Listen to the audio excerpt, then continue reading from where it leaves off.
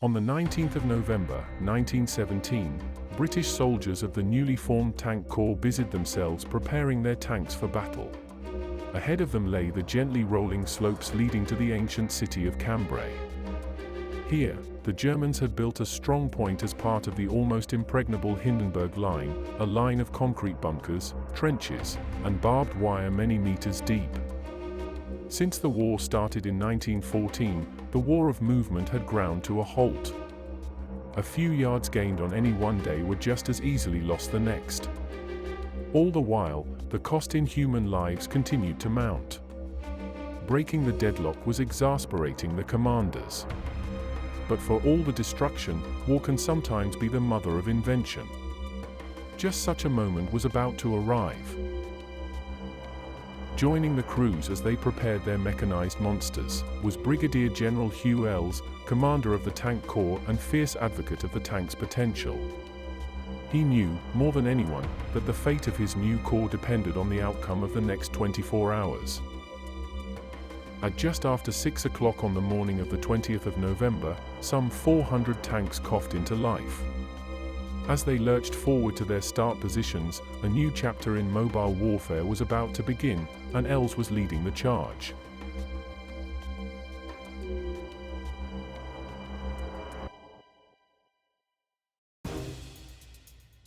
The First World War began as a highly mobile conflict in which competing armies attempted to outmaneuver their enemies. It was a strategy that had evolved during the 19th century, but had changed little since. The cavalry still led the way both on and off the battlefield, in spite of Western Europe's industrialization. This meant that warfare in the 20th century would require a fundamental reset in military thinking. But, by Christmas 1914, both sides had fought each other to a standstill. They dug in, creating an almost unbroken line of trenches that stretched from the Belgian coast to the Swiss border. Attempts at breaking the deadlock often resulted in high numbers of casualties for the attackers. Once out of the relative safety of their trenches, infantry found themselves out in the open of no man's land, where machine guns and artillery could go about their deadly business. Arguably, the biggest development since 1914 had been the arrival of the aeroplane. Initially, they were too fragile and light, but they served a useful purpose in providing reconnaissance for the artillery, making it even more deadly. But by 1917, aircraft were also capable of attacking ground targets with bombs and machine guns, adding to the misery of the infantry. At around the same time that aircraft were beginning to find a useful role in the autumn of 1914, there was a small group of British Army officers who were developing ideas for another type of machine that was to have a profound impact on future conflicts. At this stage, this new weapon had no name, but it was not long before it became known as the tank. Like many new and radical technologies before and since, there were many opposed to spending resources on developing the tank when there were pressing needs across the Channel in France. But it also had a champion in Winston Churchill. As First Sea Lord of the Admiralty, he was able to allocate funds to develop the tank at least to a viable prototype. Given the nautical sponsorship, the machines were initially known as landships. In the interests of secrecy, word was put about that the big machines taking shape were mobile water containers. Soon, they were simply referred to as tanks, and the name stuck. By early 1916, the first prototype was adopted as the future design of tanks. It had caterpillar tracks so that it could be deployed in rough terrain. It was also made to a length that would enable it to cross German trenches. It seemed that Britain was about to get a machine that could change the course of the war. Everyone was talking and chatting, when slowly came into sight the first tank I ever saw. Not a monster but a very graceful machine with beautiful lines. Here was the missing tool of penetration, the answer to the dominance on the battlefield of small arms fire. JFC Fuller. The new tanks came in two types, one with two 6-pounder guns mounted in spансons on either side, the other with two Vickers heavy machine guns. Both had a wheel tail assembly to aid steering, although this was soon discarded as being more trouble than it was worth, and made little difference to the tank's performance. Initially, 150 Elan ships were put into production in great secrecy and delivered to the Mechanized Machine Gun Corps, with the aim of having the new weapons ready for operations in 1916. However, training of tank crews for operations was in danger of falling behind as there was no body of experience to call on. Again, we had no reconnaissance or map reading, no practices or lectures on the compass. We had no signaling, and no practice in considering orders. This was a thing I very much missed when I got out to France. Tank Commander. Despite the shortcomings, the tank's arrival on the Western Front during August 1916 was greeted with great anticipation. Everyone wanted to see this new wonder weapon. Demonstrations were put on at their training ground in Thetford, attended by the King and Cabinet Ministers. It rather reminded me of Hampstead Heath. When we got there, we found that the infantry brigades had been notified that the tanks were to perform daily from 9 to 10 and from 2 to 3, and every officer within a large radius and an enormous number of the staff came to inspect us. We were an object of interest to everyone. This did not help on one's work. Tank Commander. Also watching was Colonel Hugh Ells, who had been sent by Sir Douglas Haig, Commander-in-Chief of the British forces on the Western Front, to investigate the tank's potential. His report impressed Haig sufficiently for him to use them in a new push on the Western Front. The battle on the Somme had been raging since July 1916, at great cost in casualties, for little gains in territory. 49 tanks were allocated for a new offensive scheduled for the 15th of September. However, following a host of reliability problems, only 25 were able to move forward from their start positions at Courcelette. The ground was far from perfect as it had been churned up by almost continuous bombardment by artillery. There was still little consensus about how to use the tanks. One argument was that they should move ahead of infantry, while others advocated sending them at the same time. These conflicts, coupled with the fact that they were mechanically unreliable, and that there were just too few of them, meant that the tank's debut was not an all-round success. Another key factor in the tank's disappointing debut was the terrain. By 1916, any attack was prefaced by an artillery bombardment. This softening up also churned up the ground, which was then made worse by any rainfall. Although the tanks could cross trenches and barbed wire, many of them simply got bogged down in the soft mud. But there were some small successes which gave commanders some indication of how tanks might be deployed in the future. Our new heavily armored cars, known as tanks, now brought into action for the first time, successfully cooperated with the infantry, and coming as a surprise to the enemy rank and file, gave valuable help in breaking down their resistance. Sir Douglas Haig. In early 1917, the British and their allies planned a major offensive at Passchendaele in Belgium. The offensive has become a byword for everything that was awful about the fighting on the Western Front. The newly formed tank corps had expanded rapidly since the previous year, and 136 tanks were earmarked for the operation. The ground was already unsuitable after weeks of shelling by artillery. The situation was made worse by heavy rain, so that by the beginning of the offensive on the 31st of July, tank after tank sunk into the mud. 77 tanks either ditched or broke down, 42 had to be completely written off, leaving just 19 tanks to press home their attacks. Thereafter, for 4 days, the rain continued without cessation. The low-lying, clayey soil, torn by shells and sodden with rain, turned to a succession of vast muddy pools. The valleys of the choked and overflowing streams were speedily transformed into long stretches of bog, impassable except by a few well-defined tracks, which became marks for the enemy's artillery.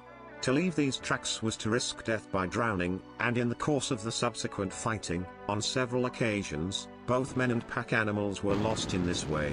In these conditions, operations of any magnitude became impossible, and the resumption of our offensive was necessarily postponed until a period of fine weather should allow the ground to recover. Sir Douglas Haig. Once again, the tanks had not lived up to expectations in the conditions. Faith in what was supposed to be a new war-winning weapon was so badly dented. that the Australians refused to go into combat with tanks again. Tanks had been of no use to anyone, and moreover that they were never likely to be. With the 30th Division, they had been unable to deal with certain machine gun emplacements, with the 24th they had been late. They always drew enemy shell fire. And with the 8th Division, one tank had even lost direction and been reported as firing on our own men. One Corps report. The overall conclusion was that tanks were unable to negotiate bad ground. Coupled with the fact that the British Army was facing a manpower shortage, it seemed that the tank corps might be reduced in size or even disbanded altogether.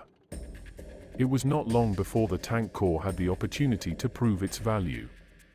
By late 1917, the Germans had established a defensive line of deep trenches, barbed wire, strong points and deep fortifications that the British called the Hindenburg Line. The town of Cambrai in northern France was a key supply hub for the Germans, although it was a relatively quiet section of the Western Front. The gently rolling and well-drained countryside around the town made it ideal terrain for tanks. As commander of the Tank Corps, Hugh Elles was keen to redeem the tanks' reputation after the difficulties they had encountered in the Flanders mud. He devised a plan using a large force of tanks. At the same time, General Henry Tudor, Royal Artillery Commander of the 9th Division, was developing a plan to try out new infantry and artillery tactics. Both sets of plans found their way to General Julian Byng, Commander of the 3rd Army. He saw the merits of both, but decided to combine them for a new offensive at Cambrai.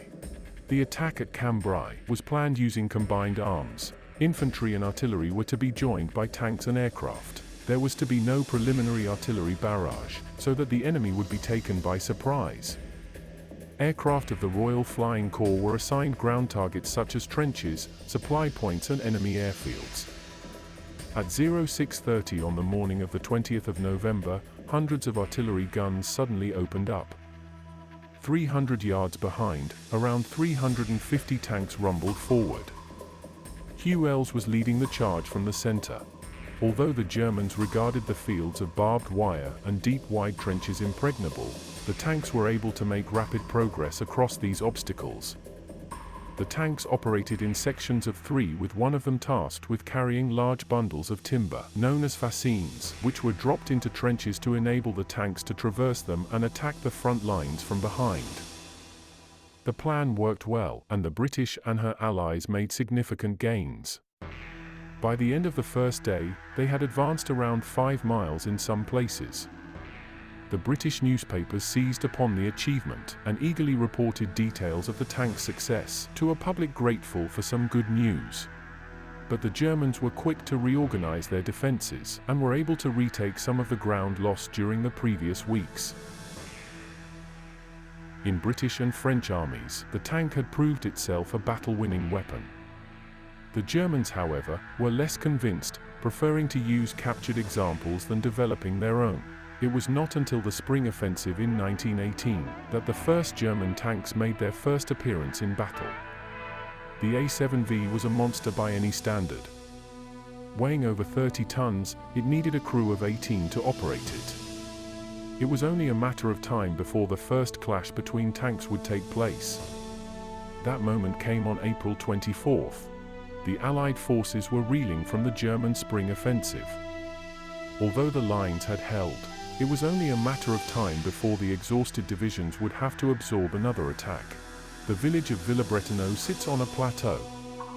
Its capture would enable the Germans to bombard Amiens to the west, which was a vital transport and supply hub.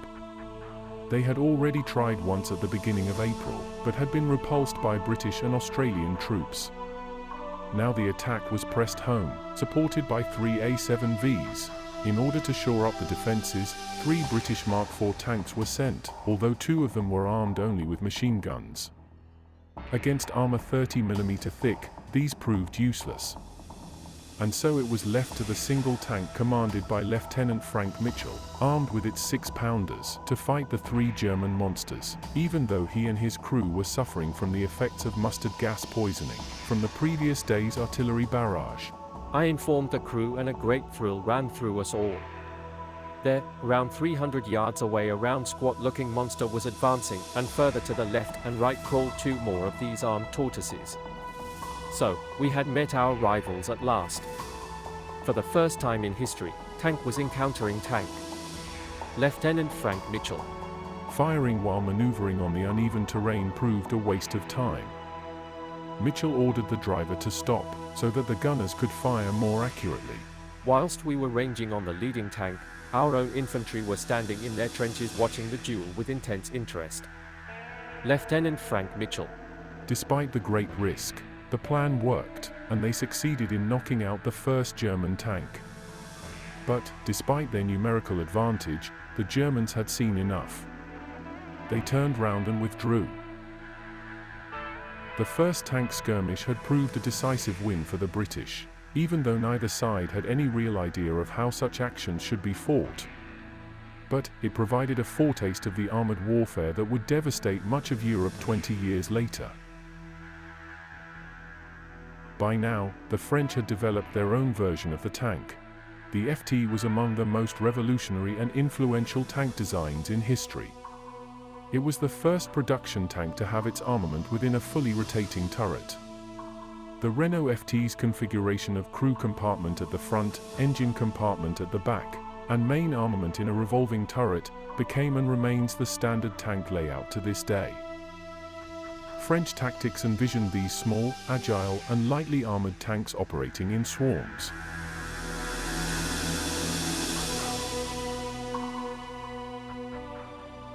By the end of the First World War, tanks had proved their value. Their reliability problems were offset by the fact that they terrified opposing infantry, and provided advancing infantry with some sort of shelter. The tide of the war had changed irrevocably in the Allies' favor.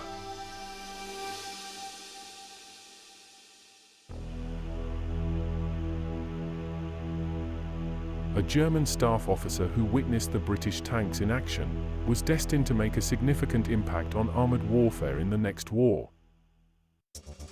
Heinz Guderian was originally commissioned as an officer in the light infantry, but on the outbreak of war he was transferred to command a signals detachment within a cavalry division.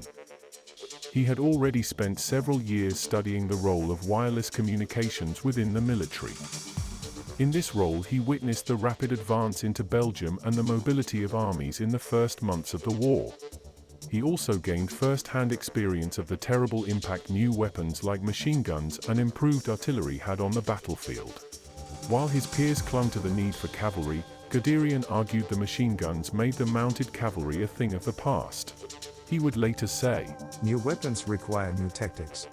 Never put new wine into old bottles. Heinz Guderian. During 1917, Germany began experimenting with new infantry tactics. Rather than attacking along a broad front, they began sending in small groups of heavily armed infantry to attack key targets. Although these tactics brought substantial success during the 1918 Spring Offensive, they could only advance as far as their feet could take them. Guderian realized that a more mobile infantry, working in conjunction with tanks, could provide a battle-winning solution. He also understood the importance of good communications at a more local level than was normal, as this would enable quicker decision-making. But, on the 11th of November, 1918, the war ended. Germany had been defeated. Under the terms of the armistice, the German army was reduced to no more than 100,000 men. There was to be no general staff, and the manufacture of certain weapons like armored cars, tanks, submarines, and aircraft were forbidden. At the same time, the shock of defeat unleashed extreme forces from both the right and left of the political divide, across the country. For an ambitious young officer, the future looked bleak. But luck was on Guderian's side, as he was one of 4,000 lucky officers to survive the reduction in the army's size. He spent much of his time instructing as well as publishing his ideas for armored warfare. Although German military might was severely curtailed by the Treaty of Versailles, Guderian was one of many in the army who sought ways to ensure that the army could be a potent force if the time came. He studied the publications of the leading tank warfare theorists of the day, in particular J.F.C. Fuller and Basil Littlehart, British theorists who had played a substantial role in formulating British tactics which by the end of the war, were seen to be far in advance of any other country. There was also a young French officer who caught Guderian's eye, Charles de Gaulle, who was also publishing his theories on how mechanized warfare might look. Guderian embraced all their ideas as he developed his own theories on Blitzkrieg and how it could be improved. By using facilities in Russia, Germany was able to rebuild its armed forces in secret. Guderian took advantage of this arrangement to perfect his own ideas with practical exercises. But he also came into conflict with some of his superiors, who clung to the outmoded belief in the role of the cavalry and resented Guderian's forthright views.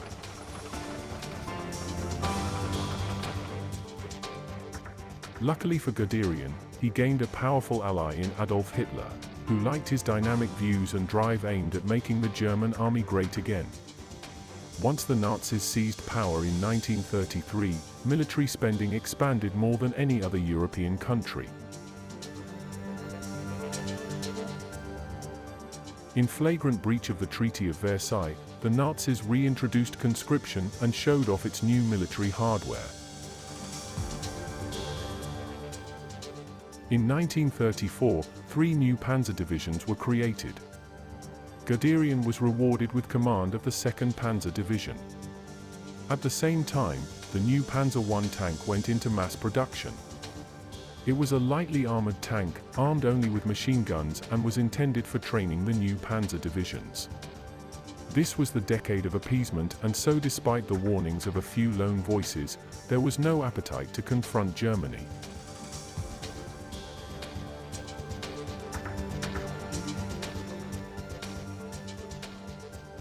Guderian's innovations were greatly appreciated by Hitler, and he was soon promoted to Major General and then Lieutenant General in charge of the 16th Army Corps. It was these units that spearheaded the annexation of Austria, and then the Sudetenland region of German-speaking Czechoslovakia in 1938.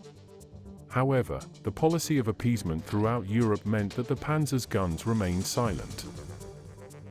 A few months later, Guderian was rewarded by being promoted to Commander-in-Chief of all the fast troops.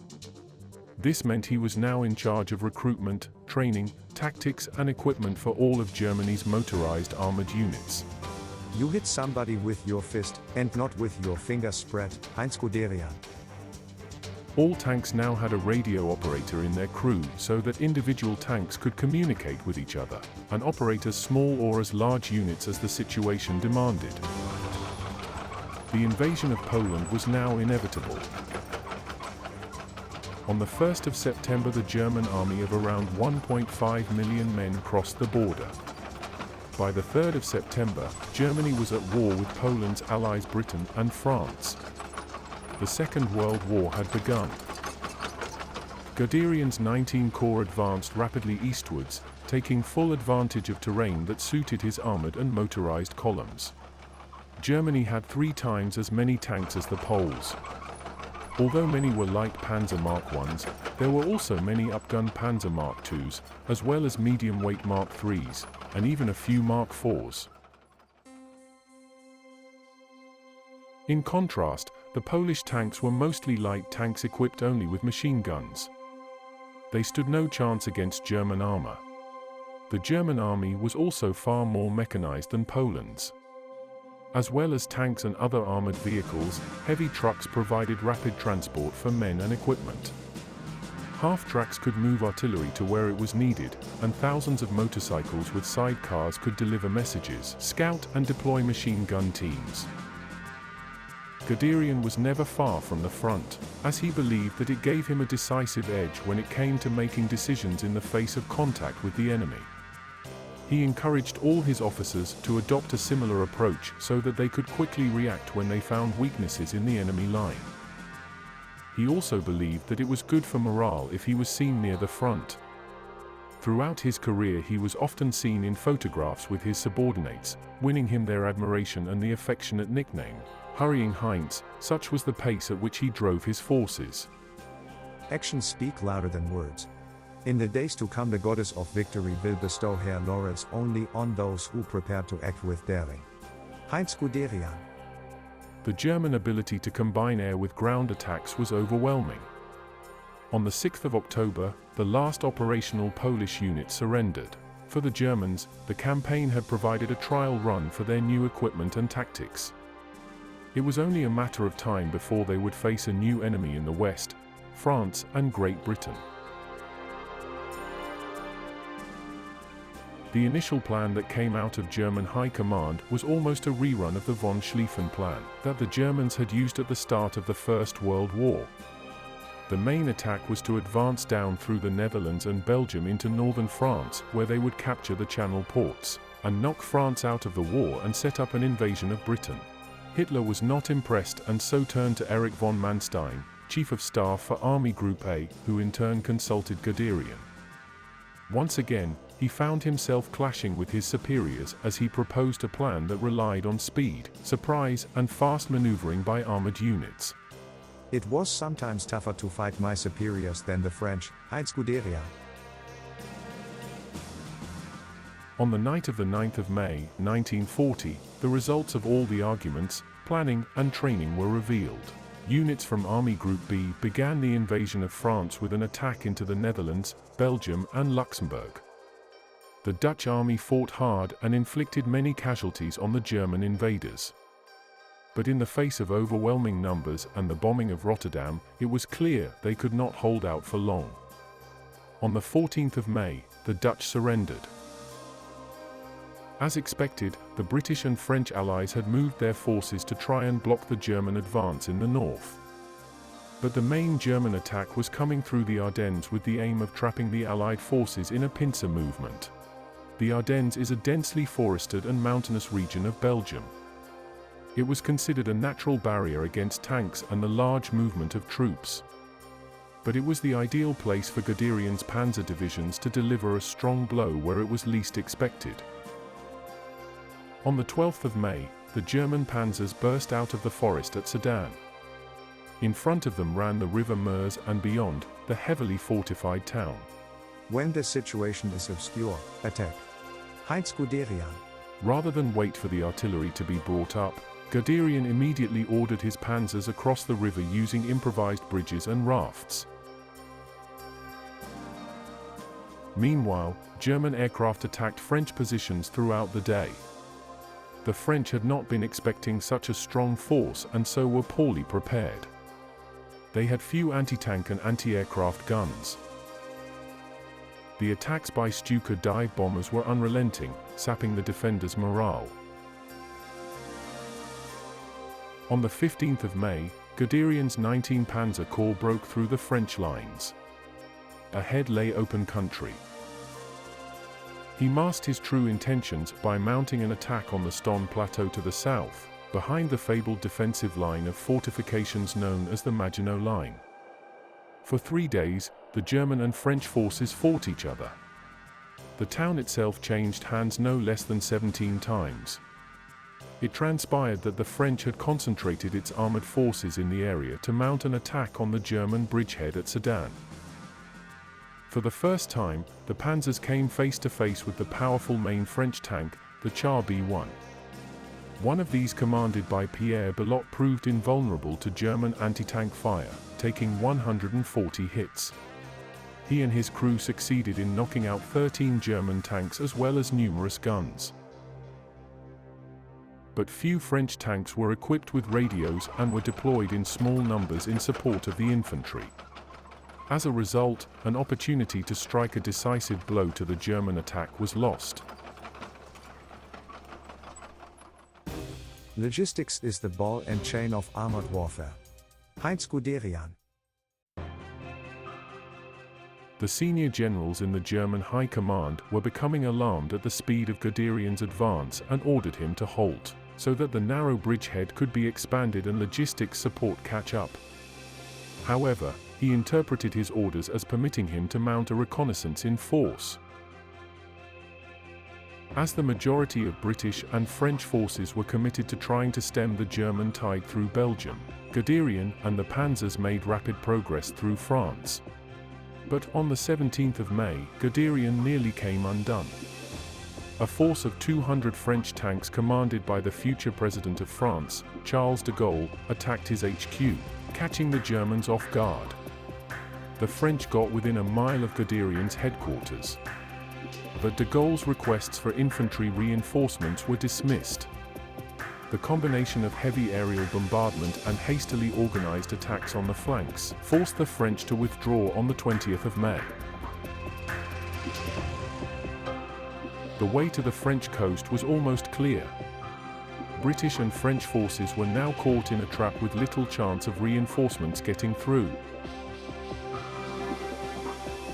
On the 24th of May, their evacuation off the beaches of Dunkirk began, but instead of advancing and finishing them off, Guderian was ordered to stop once more. A desperate attack by the Allies at Arras had been easily defeated. But back at army headquarters, senior officers and Hitler began worrying about the danger of a pincer attack that might sever the Panzer's supply lines. For 2 days the Panzers paused, giving the Allies valuable time in which to establish a strong defensive line so that an evacuation could be mounted. While the Luftwaffe attempted to destroy the Allied forces on the beaches, Guderian was ordered to advance on the remaining French forces near the Swiss border. By the 17th of June, he had succeeded in capturing 500,000 prisoners, forcing the French into an immediate surrender. The success of the Blitzkrieg in Poland and northern France convinced Hitler and his generals, including Guderian, that the same strategy could be applied to conquering the Soviet Union.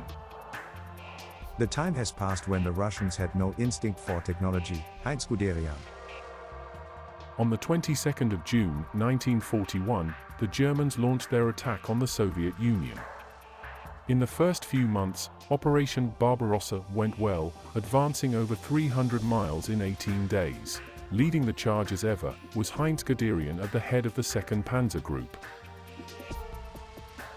The Germans were not prepared for a war of attrition. By mid-September, when Guderian and 2nd Panzer Group turned north towards Moscow, his tank force had been reduced to just 21% of its original strength. The doctrine of Blitzkrieg that Guderian had made his own was slowly unraveling.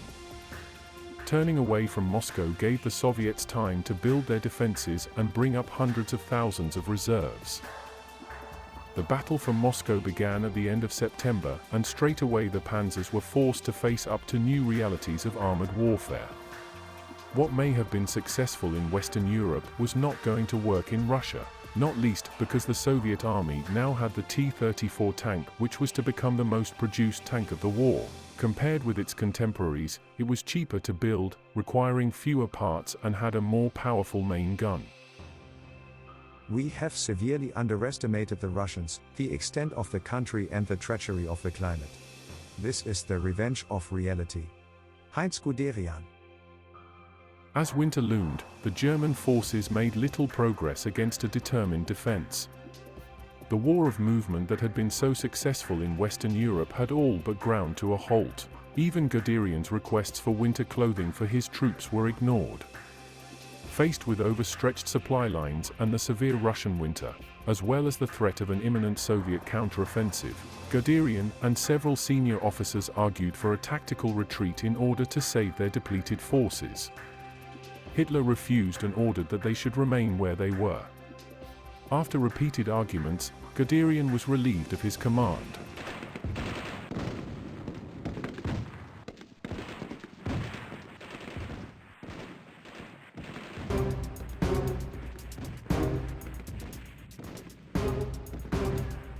But his time away from the Russian front was short-lived. The tide of war was beginning to turn in the Red Army's favor, and so Hitler recalled Guderian back into service as Inspector General of all the Panzer forces. Guderian wanted to use his highly mobile forces to engage the Soviets in smaller engagements so that they could be picked off in detail, and their advance stalled. But this was not what Hitler wanted.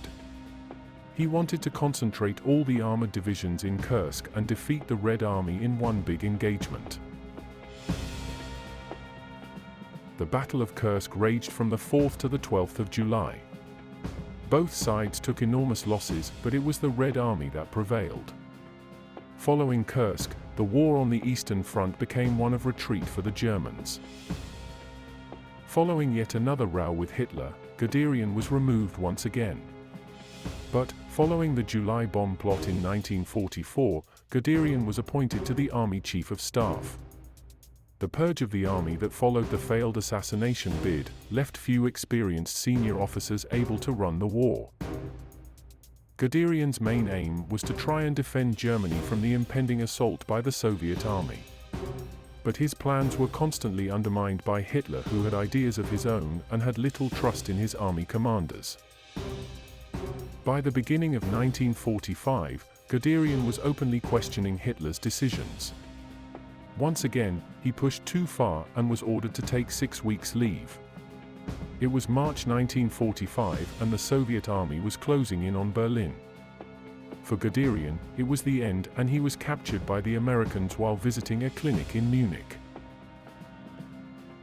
He escaped prosecution as a war criminal during the Nuremberg trials and died on the 14th of May, 1954.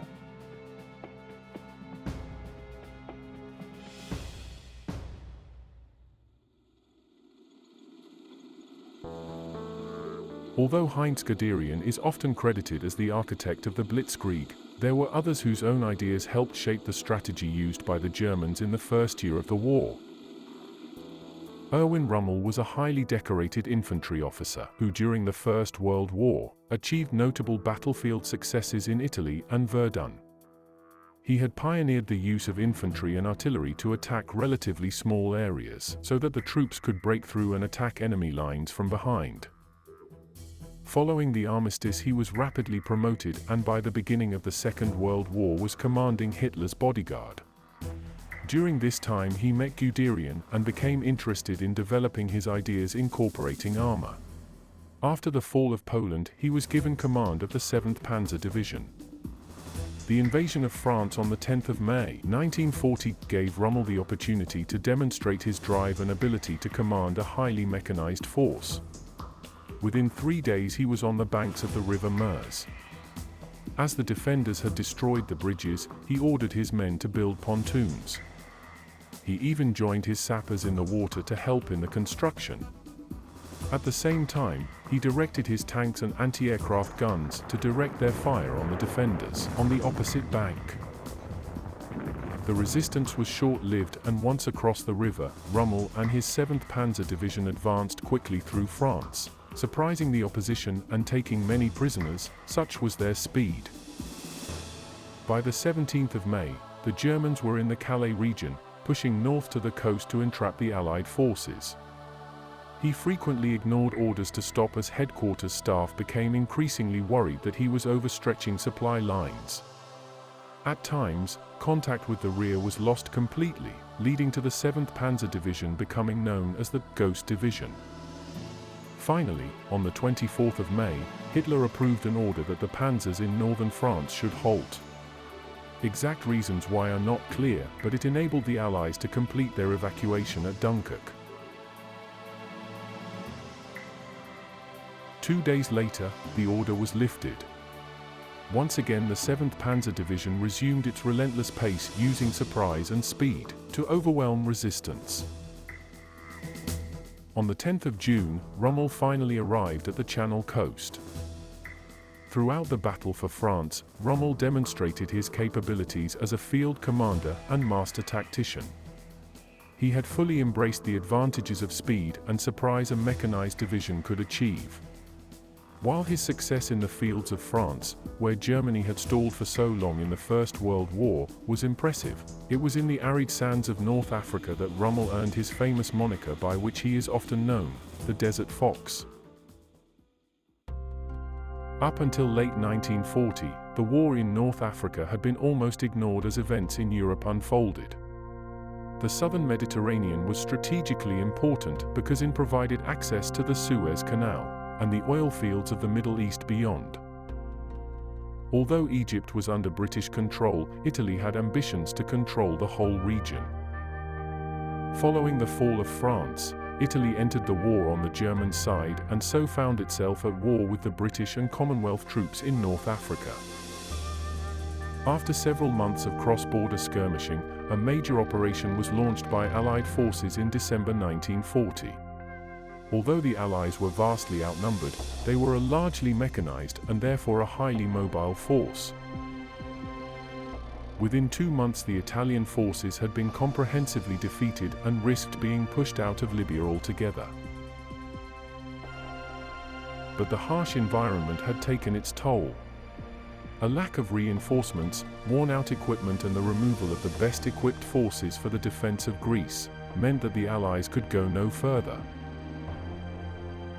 Although Hitler had little interest in North Africa, he could not afford to see it fall into Allied hands and lose control of the Mediterranean. He agreed to support his Italian allies by sending troops and equipment as a blocking force. A new unit was formed which became known as the Africa Corps. To lead it, he sent Rommel in February 1941. Rommel quickly recognized that war in the desert required greater mobility. The terrain was perfect for tanks as there was little in the way of towns and villages to restrict where they could move. The problem, however, experienced by both sides as fortunes ebbed and flowed, was maintaining supply lines. One cannot permit unique opportunities to slip by for the sake of trophies. Erwin Rommel. Although the Africa Corps was still waiting for much of its equipment to arrive, Rommel wasted little time before launching attacks against the disorganized and poorly equipped British and Commonwealth forces in front of him. Although Rommel was nominally subordinate to the Italian commander in North Africa, Italo Garibaldi, signals from Hitler and Mussolini encouraged Rommel to ignore Garibaldi's orders to hold a defensive position only. Rommel's force was far smaller than the Allies and he had fewer tanks, mainly Panzer IIIs and IVs. But he was able to make good use of the 88mm anti-aircraft guns. These were lethal to British armor and could be easily towed behind trucks. Although British cruiser tanks were supposed to take on enemy tanks, their speed and light armor were no protection when confronted by the mighty 88mm gun. The main infantry tank, the Matilda, only fared slightly better. Up until the arrival of the Africa Corps, the slow but heavily armored Matilda had proved to be virtually unbeatable.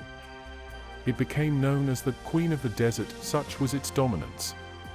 But like too many British tanks of the day, it was unreliable and complicated to maintain because it had not one, but two bus engines to power it along.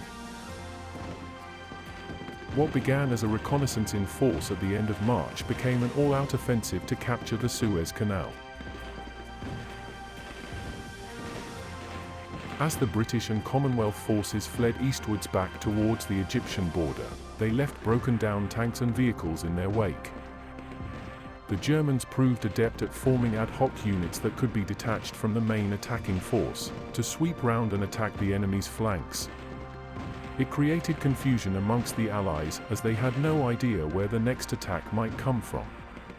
Surprise and speed were the hallmarks of Rommel's tactics, keeping the enemy off balance and giving them no time to prepare defensive positions. Rommel soon became known as the Desert Fox by friend and foe alike. By the second week of April, the Africa Corps had advanced 600 miles. But with his supply chain severely stretched, Rommel was forced to stop just short of the Egyptian border. The port of Tobruk lay to the north. Its capture would halve his supply lines. He had to capture it if he was to go any further. Rommel had become used to forcing his enemies into retreat. But he was being overconfident. Determined defense by the Australian and British defenders and poor planning by Rommel saw the port hold out. Rommel's forces, short on water and fuel, had no choice but to withdraw and lick his wounds. Over the next few months, Britain and her allies tried 3 times to relieve Tobruk. Operations Brevity and Battle Axe both failed, but Operation Crusader, launched in November 1941, proved successful. By the end of the year, Rommel had been pushed all the way back to El Agheila from where he had launched his campaign back in March. The operations in the summer of 1941 had seen the introduction of a new cruiser tank, the Crusader. Although it was relatively fast and maneuverable, the Crusader suffered from light armor and was undergunned. It was also very unreliable as the first batches were delivered without spares or manuals. To get them battle-ready, parts had to be taken from other tanks even if they were worn out. Even though the Crusader was used throughout the North African campaign, supply and poor quality continued to undermine its performance. The problems with the Crusader were eased in part by the arrival of the M3 Grant from America. Up to May of 1942, our tanks had in general been superior in quality to the corresponding British tanks. This was now no longer true, at least not to the same extent. Rommel. Britain desperately needed more tanks. Throughout 1941, representatives from Britain had been trying to persuade the Americans to build British tanks in American factories. The Americans were not prepared to do this, but were willing to supply their own tanks. The M3, although not ideal, would fill the immediate shortfall. The M3 was generally appreciated during the North African campaign for its mechanical reliability, good armor protection, and with its 75mm main gun, capable of delivering heavy firepower. In all three aspects, the M3 was capable of engaging German tanks and towed anti-tank guns. The high silhouette and low hull-mounted 75mm gun were tactical drawbacks, since they prevented fighting from a hull-down firing position. In addition, the use of riveted hull superstructure armor on the early versions led to spalling, where the impact of enemy shells caused the rivets to break off and become projectiles inside the tank. Later models were built with all-welded armor to eliminate this problem. The first Grants was shipped directly from the United States to Egypt, such was the urgency, arriving in early 1942. Its arrival took the Germans by surprise as it could outgun almost all of the German anti-tank weapons. It could also fire a lethal shot from beyond the range of the Panzer III. The Grant was rushed into the front line during the Gazala battles of May 1942. Rommel had launched a second offensive in January. Once again, the Western Desert Force had been stripped of equipment and men to shore up forces in the Pacific in the face of the Japanese onslaught. For both sides it seemed as if there was always somewhere else that was more important than Africa. In a repeat of the previous year, the Western Desert Force was pushed back. The British and her allies had created a new defensive line at El Alamein, named after a small railway stop. It was an ideal location as the southern end was protected by the cliffs of the Katara Depression, an enormous sand sea, all but impossible to traverse. At the beginning of July, Rommel attacked. The line held, and as the month wore on, both sides were at stalemate. Rommel's panzers were exhausted, its equipment worn out and in need of repair. A chronic shortage of drinking water was also taking its toll on the health of his soldiers. The supply chain was constantly harassed as the Western Desert Air Force was beginning to win the war in the air and could bomb his supply ships, almost with ease. The failure by Axis forces to capture Malta only made their supply problems worse. Allied preparations were greatly improved by the arrival of Lieutenant General Bernard Montgomery in early August. He immediately set about galvanizing the 8th Army into an effective fighting force, delaying any plans for a counterattack until he felt they were properly trained, rested, and ready. He was helped in his preparations by the arrival of a new tank, the M4 Sherman. The Sherman, like the Grant before it, was reliable, relatively quick and well armored. It also had the proven 75mm main gun, but mounted in a fully rotating turret, which was a vast improvement over the Grant. They also had a tank that was easy to maintain and relatively cheap to produce. Even more importantly, it was available in great numbers. The Sherman was to become the most produced tank in Allied service during World War II. It also saw service in Korea and even the early years of the war in Vietnam. By mid-October, Montgomery was ready.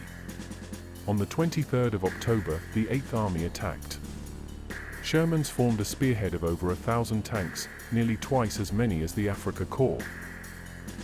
They moved forward through the minefields along cleared lanes that were marked out with tape. The advance was supported by an artillery barrage fired from 600 guns. After 10 days of intense fighting, the panzers were almost out of ammunition. Despite Hitler's orders to stand fast, Rommel ordered a retreat after the Allies broke through his defenses on the 4th of November. The pursuit of the defeated Germans and Italians began. Tobruk and Benghazi were soon retaken, and by the 23rd of November the British were back at El Agheila.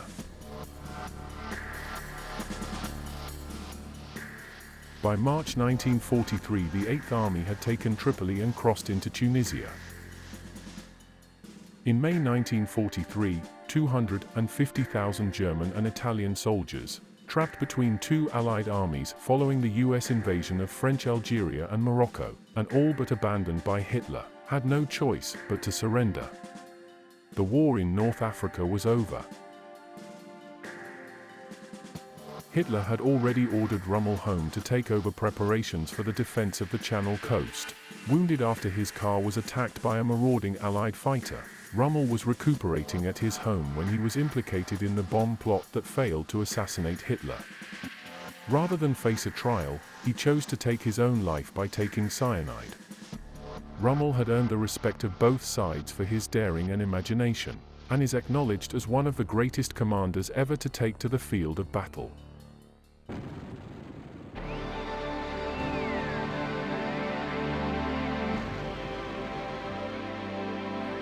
Rommel's final months in North Africa briefly coincided with the arrival of George Patton, who led the US invasion of Morocco in Operation Torch. Patton would go on to be the Allied commander the Germans feared most. Like Guderian and Rommel, he inspired great admiration among the ordinary soldiers. They were inspired by the fact that Patton led from the front, often in the face of great danger. His first role was to set up a tank training school in France in early 1917. The Americans were going to be equipped with the French-built Renault FT light tank. The American Expeditionary Force under the command of General John Pershing had begun arriving in France throughout 1917, and Pershing was eager to let his men taste action. A bulge in the line at Saint-Mihiel in northeastern France was chosen as the American Expeditionary Force's first major operation. Their objective was to break through to the fortified city of Metz. The Americans had trained hard for this, and by September, Patton had overseen the training of 2 tank battalions. Pershing had wanted the tanks to support the infantry, but in the event, they set off early ahead of the main assault on the 12th of September. Patton led the tanks from the front, sometimes on foot or riding on the top of a tank, to inspire the men. Later in the month, during the Merzargen offensive, he was wounded while leading an attack against machine guns. He continued to command the battle from a shell hole until he was evacuated. The Merzargen offensive was part of the last major Allied offensive of the war and ended with the armistice on the 11th of November.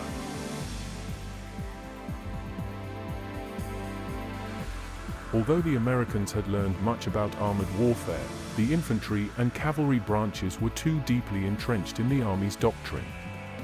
Patton's arguments that tanks should be free to fight independently could not make much headway.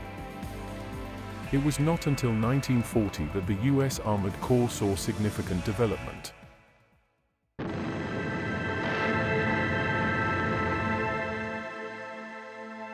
In December 1941, the United States entered the Second World War following the Japanese attack on Pearl Harbor. Soon after, Patton was given the job of training up American forces in preparation for the invasion of French North Africa. We shall attack and attack until we are exhausted, and then we shall attack again. George Patton.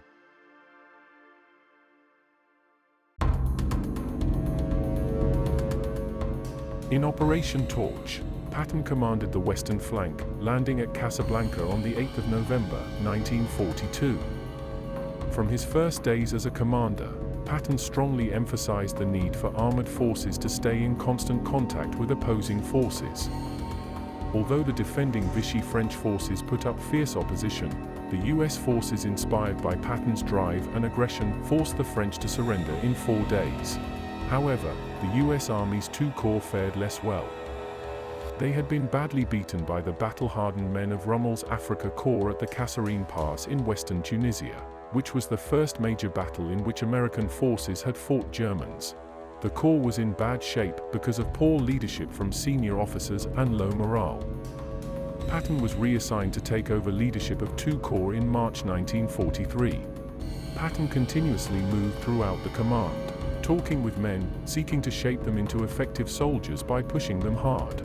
Under his command, 2 corps recovered its cohesion and fought well for the rest of the Tunisia campaign. By now, Patton was on his next assignment, command of the 7th United States Army as it prepared for the invasion of Sicily. Once again, Patton's relentless drive saw him and his 7th Army beat the British, led by Bernard Montgomery and his 8th Army to Messina.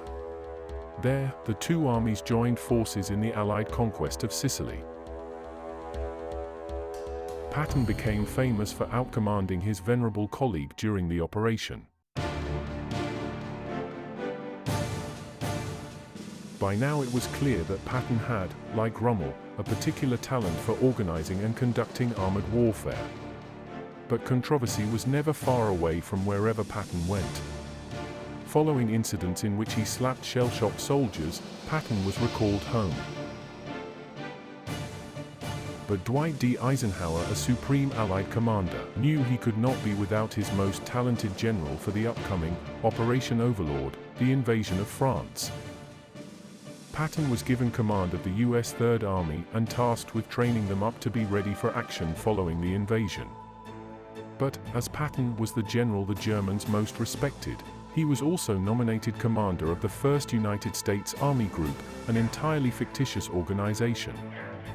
Through the use of radio traffic and double agents, the German High Command was fooled into thinking there was a large force assembling in the southeast of England, preparing to invade Calais. Fields filled with decoy tanks and vehicles helped deceive reconnaissance flights. The deception plan, codenamed Operation Fortitude, was so effective that the Germans kept an entire army back in the Calais region as they were convinced that the Normandy invasion was a diversionary force, even after the Allies had been ashore for several days. Patton did not have to wait long. In July, his US Third Army began crossing to Normandy, taking up positions to the western edge of the Allies' front. Whenever you slow anything down, you waste human lives. George Patton.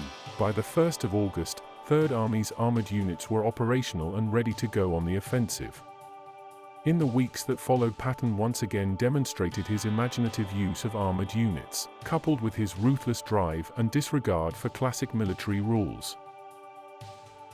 By the end of the month, Third Army had captured Le Mans, far to the south. It then helped squeeze 2 German armies into a pocket at Falaise, to the north. The Third Army's drive across France was relentless. By November, it was approaching the German border. But supply lines had become too extended, and so Patton ordered a halt.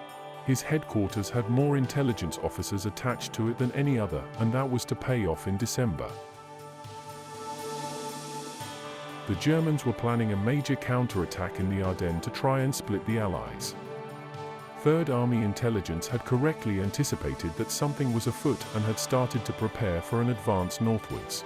In what became known as the Battle of the Bulge, the US 101st Airborne Division became trapped in Bastogne, a town in southern Belgium which was only lightly defended. The fighting was intense, in bitter wintry conditions that often denied the Allies its close air support and supplies. The paratroopers had no winter weather kit and were running low on ammunition, food, and medical supplies. Despite being surrounded, they refused to surrender. When the request came, at short notice, Patton was able to disengage 6 divisions from their front line to the south and wheel north.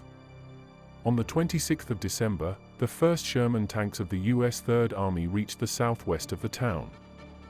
Although the bitter fighting continued for several more weeks, the siege had been broken. Patton's ability to disengage 6 divisions from front-line combat during the middle of winter, then wheel north to relieve Bastogne, was one of his most remarkable achievements during the war. It was the last major offensive of the war, and by February, the Germans were in full retreat back into Germany, hotly pursued by Patton's Third Army. As resistance eased, he was ordered to turn south towards Bavaria and the Czech Republic, where it was thought the Germans might mount a last stand.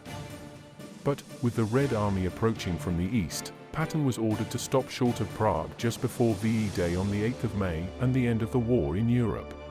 Between becoming operational in Normandy on the 1st of August 1944 and the end of hostilities on the 8th of May 1945, the Third Army was in continuous combat for 281 days. In that time it crossed 24 major rivers and captured 81,500 square miles of territory, including more than 12,000 cities and towns. The Third Army claimed to have killed, wounded, or captured over 1.5 million German soldiers, 6 times its strength in personnel.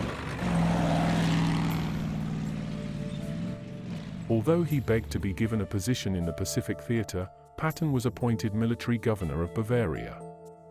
But he did not thrive in the immediate post-war environment. He became increasingly depressed and despondent about his future in the army. He was due to return to the States for Christmas leave when he died of injuries he received in an automobile accident 12 days earlier. It was a sad end to one of the best fighting commanders the world has ever seen.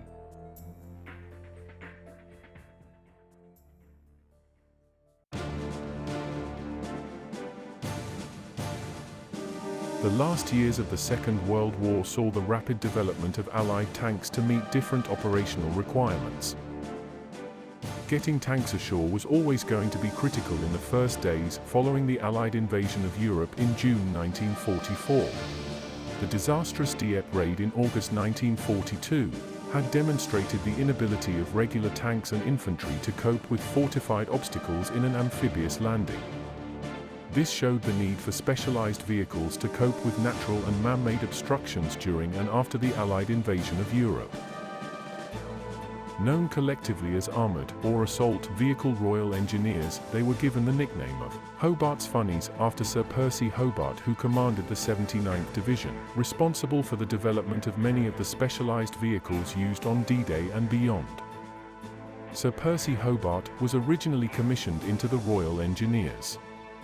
But after the First World War, he became one of a small group of officers who foresaw the coming dominance of tanks in modern warfare. He was greatly influenced by the writings of military theorist Sir Basil Liddell Hart, and began publishing his own theories on armored warfare. As Brigadier of Britain's 1st Armoured Brigade, he had to fight hard for resources in an army still dominated by cavalry officers. But Sir Winston Churchill championed his cause, and he was given command of the newly formed 79th Armoured Division. Hobart was given the job of developing specialized armored vehicles that would play a key role in getting the Allied forces ashore on D-Day. Arguably, the most extraordinary of the division's inventions was the swimming tank known as the DD, short for duplex drive. A waterproof canvas screen wrapped around the hull to give it just enough buoyancy, while a propeller was linked to the tank's engine. Initially, British Valentine tanks were used, but it became clear that the Sherman was a better choice, not least because it could keep its main gun pointing forwards, ready to fire as soon as it hit the shore. The objective was to launch them from tank landing craft, about 2 miles from the shore. The tank would then motor to the water's edge, where it would then drop the screen. Having armored support was invaluable to the troops as they stormed the beach defenses.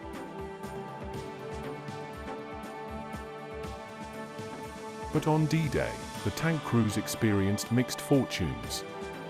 They worked reasonably well for the British and Canadians who landed in fairly calm water. For the Americans landing on Omaha Beach, the DD tanks proved less successful. Launched from up to 3 miles out into choppy water, many got swamped and sank, leaving the infantry horribly exposed. The DDs were not the only specially modified tanks to come ashore on D-Day. Churchills fitted with chains on a large rotating drum cleared minefields and smashed their way through barbed wire. Churchills fitted with a large roll of reinforced canvas matting were known as bobbins. The matting could be laid over soft ground. The Crocodile fired a stream of fire over 120 yards from a flamethrower, fitted in place of the machine gun. The range was considerably further than a handheld flamethrower and was regarded as a powerful psychological weapon. It proved highly effective at clearing bunkers, trenches and other German fortifications. Inevitably, Allied tank crews found themselves coming up against heavy German tanks like the Tiger I and II. Although both were big and heavily armored tanks, their main gun was the mighty 88mm that had proved so effective as an anti-tank weapon during the first years of the war. The first Tigers were rushed into service in Russia during the Battle for Leningrad in September 1942. Although it established a fearsome reputation for the strength of its armor and power of the main gun, the Tiger was a complex machine to both manufacture and maintain. It also revealed itself to be vulnerable to mud and ice, which clogged up its tracks. Although the Tiger II was intended as a successor, it too was rushed into service before problems had been ironed out. The sloping, thick armor meant that the Tiger II was all but impregnable in a front-on attack by any Allied or Soviet tanks. At the same time, its main gun could destroy them from ranges of around 1.5 miles. All the Allied tank crews could hope for was to try and maneuver round to the sides or rear where the armor was thinner. The Germans' need for heavy tanks came as a result of coming up against the heavy British and French tanks in 1940, and against the Soviet T-34 following the invasion of Russia in 1941. As a result of their experience against the T-34, the Germans introduced the Panther.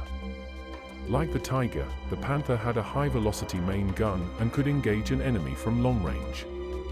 In response, the Russians attempted to use the T-34's mobility to get round the side of the Panther where the armor was thinner. At the Battle of Kursk in the late summer of 1943, the Germans launched a major offensive in southwestern Russia to try and close off a salient the Red Army had created. It led to the biggest tank battle in history in which T-34s were used to swarm around the German Panthers and Tigers, inflicting catastrophic losses. Although the use of the term tank aces was unknown during the Second World War, a number of individual tank commanders were particularly good at their trade and were highly decorated as a result. The fighting in Russia produced aces on both sides. The most successful Russian ace was Dmitry Lavrenenko, with 52 tank kills. As a commander in a T-34, he knew how to get the best out of it, using its armor, gun, and speed to its best effect. But he was killed by a mortar blast in December 1941 after dismounting from his tank to report his 52nd tank kill. Although unusual, it was not unknown for women to take on combat roles in the Red Army, and even command tanks. Alexandra Samosenko began her military career in the infantry before transferring to tanks. During the Battle of Kursk, she and her crew in their T-34 took on 3 Tiger tanks and succeeded in knocking all 3 out. Samosenko fought all through the war, before being killed in modern-day Poland in March 1945, allegedly under the tracks of one of her own tanks. The most successful tank ace of the Western Allies was Canadian Sidney Radley Walters, who is credited with knocking out 18 German tanks and many other armored vehicles. He came ashore with his Sherman on D-Day +1. Despite having 3 Shermans knocked out from under him, he survived the war, retiring as a brigadier general in 1974. But Allied tankers' scores are a fraction of some of the greatest German aces. This is due in part to being at war for longer, but also training and tactics. Kurt Nispel was the most successful of the German aces, with 168 vehicles destroyed. But a name that has become more familiar to many is Michael Wittmann. He is credited with 138 tank kills. But his notoriety stems from his role in the Battle of Villers-Bocage on June 13, 1944. Elements of the 7th Armored Division had occupied the small town. They were taken by surprise when Wittmann's Tiger I appeared, knocking out tanks at the rear of the column. He was joined by other Tigers. In the space of around 15 minutes, they succeeded in destroying up to 14 tanks, 15 personnel carriers, and 2 anti-tank guns. Many of the kills were credited to Wittmann. Although his own tank was knocked out during the battle, Wittmann survived, until he too was killed on the 8th of August, 1944.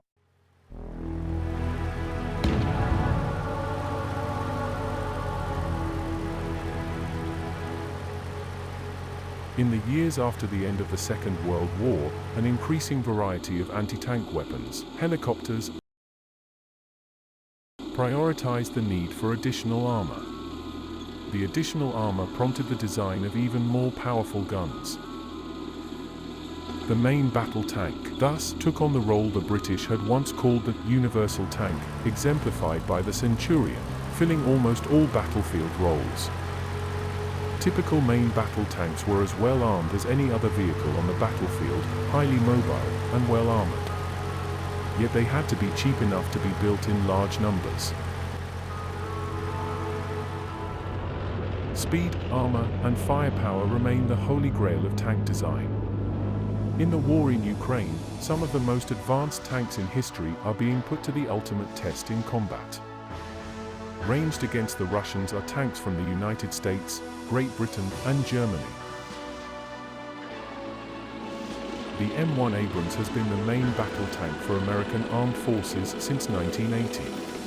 Since then, it has been exported to a number of countries around the world. It first saw action during the First Gulf War in 1991. It had the distinct advantage of being able to hit enemy tanks from a range of 2.5 miles, long before they themselves could get within range, a decisive advantage in tank-on-tank combat.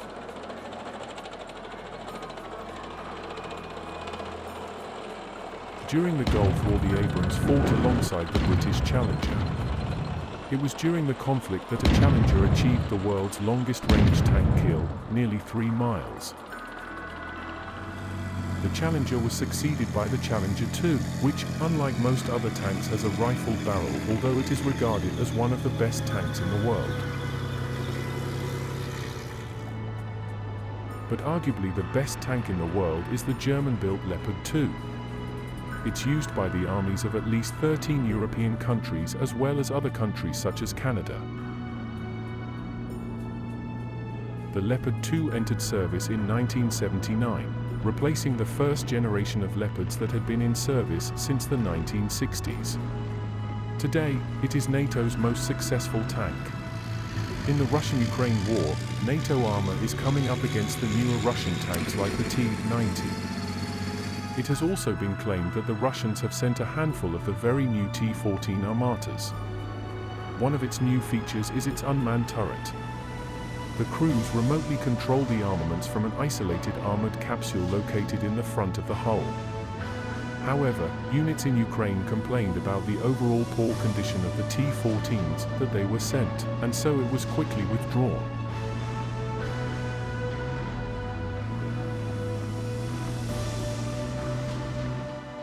If the tanks succeed, then victory follows. Heinz Guderian.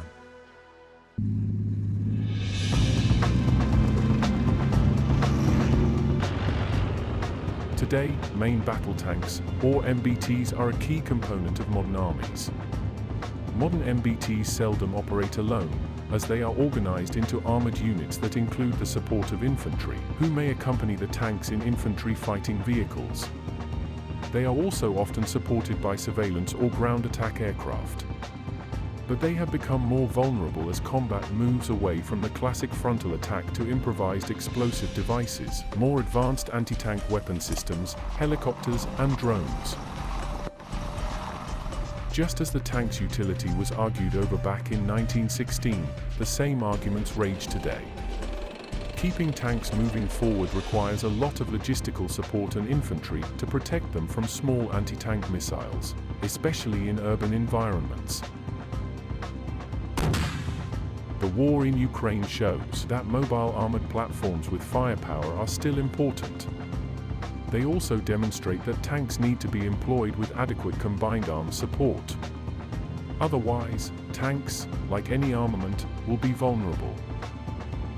These are well-known lessons that were understood by tank commanders as far back as World War II.